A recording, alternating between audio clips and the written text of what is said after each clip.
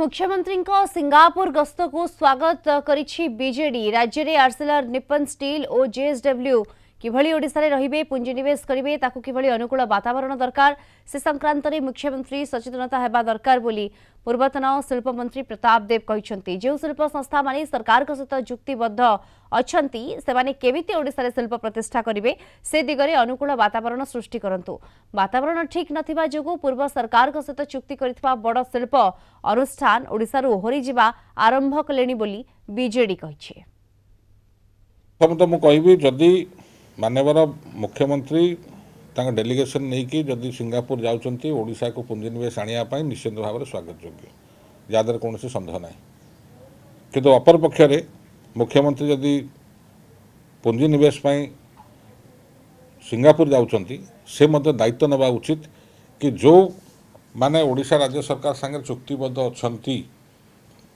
से माने किभली भाव में शिल्प अनुष्ठान स्थापन करेंगे से संक्रांत में गोटे अनुकूल ओडिशा रे वातावरण सृष्टि करिवार आवश्यकता अछि। मु अतीत कही जड़े लोक ओडिशा रे पुंजीनिवेश करिवो एवं जड़े शिल्पपति आठी शिल्प लगेइबो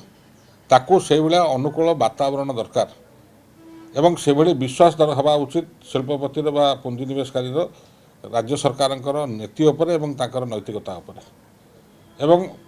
माननीय मुख्यमंत्री को मुझे आपन जरिया यह अनुरोध करी प्रथम आगे से वातावरण को ठीक करूँ से वातावरण ठीक न होइतवा हेतु आज ओडिशा रो बड़ शिल्प अनुष्ठान जोटा विगत सरकार रे चुक्तिबद्ध होइथिले आम संगे ओडिशा राज्य सरकार संगे से माने आस्ते आस्ते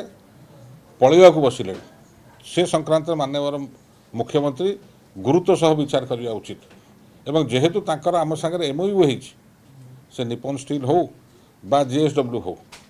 ये दुईटार मुख्यांश कहूँ कि गणमाध्यम दी जन विषय प्रकाशित होती खबर तो एमाने केमिति रहिबे एठी एवं किभली भाव में सेठी पुंजीनिवेश करिवे तांको किभली भाव में अनुकूल वातावरण दरकार से संक्रांत में मुख्यमंत्री सचेतन होगा उचित।